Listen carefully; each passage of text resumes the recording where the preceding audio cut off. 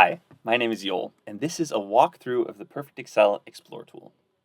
This is going to be quite a practical walkthrough showing all the different functionality and features of the PerfectXL Explore tool, but if you're looking more for something like a use case or how you could utilize this in your business or a professional environment, then I would suggest that you view the use cases section on our website.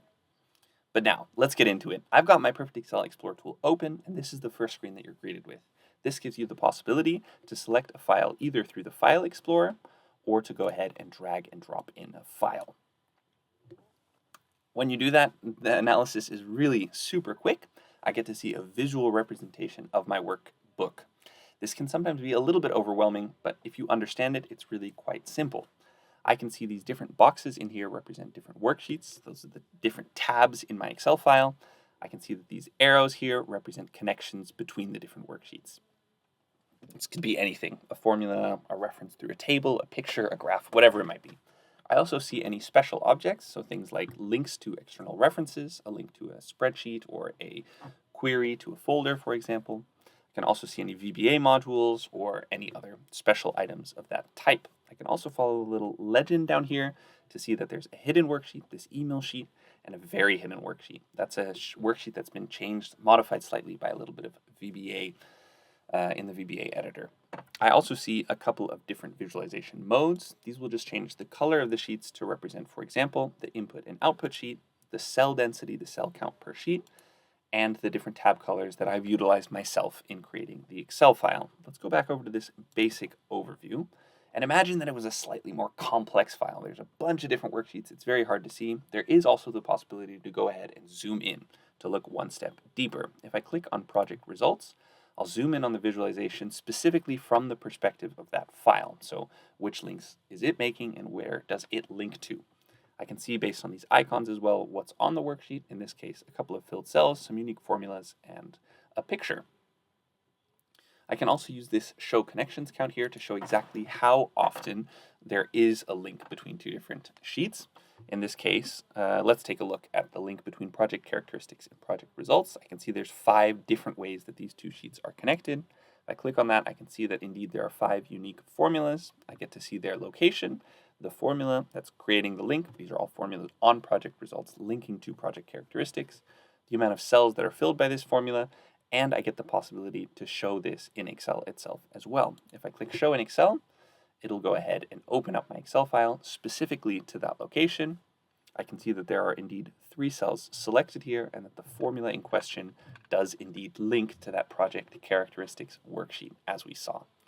Now, really cool, since recently we have this PerfectXL add-in, which allows us to also directly communicate with the tools from Excel itself. I can click Visualize Model to jump back to my Explore tool in this case.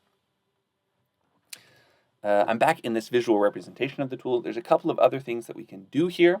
We can create an export of this visual overview by clicking Save. We can save it as a PNG, an SVG, or a PDF, which we could use in some other form of documentation, a Word document, or maybe a tab with some additional information about the file. We can see some general workbook information, and we can see an overview of the worksheets in table form, so we can see like the protection status, the visibility, and how often a specific worksheet is being referenced. Now, let's jump over to the Excel objects portion of the tool, because this is a drill down into specific elements. So let's take a look at the cells, for example. We can see that there are almost 1,000 data cells. There are 240-ish formula cells, and we get some additional information on the basis of graphs and information about those cells. We can view any charts, see exactly where their data source is, where their location is, and we can view the chart itself, of course. Any conditional format rules, again with the possibility to jump specifically to that conditional format rule manager. In this case, we've got some cell values that are less than 0 probably being made red because they're negative. Got a data validation rule. It's looking for decimal values greater than 0. Got some defined names. A lot of people find the name manager a bit scary. This is a very clear overview of which defined names there are, including references as to where they're being used, so which formulas are actually referencing these defined names. You can see any external sources, external links, and folder connections. I can see all the unique formulas in the workbook as well. I can view any pictures.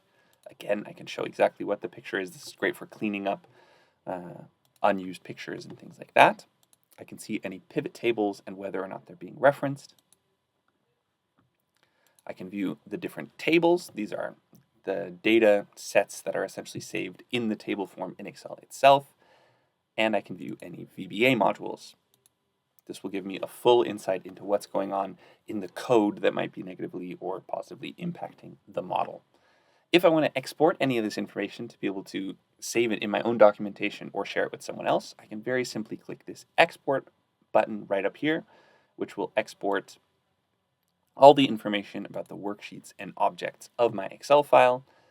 It'll just open up a little Excel file for me now as well. I get a summary overview. I can see how many filled cells there are, charts, conditional formats. It's all the same information as in the Explore tool, but then in Excel, so it's easier to share or send to somebody. For example, if I wanted a list of all unique formulas, I've got it right here. A list of all unique formulas, including where they're being used and how many cells they are populating. And in this way, you get a very complete overview of your Excel model. You get the possibility to export, to utilize things as part of your documentation. And I think that you'll become a better Excel user because of it.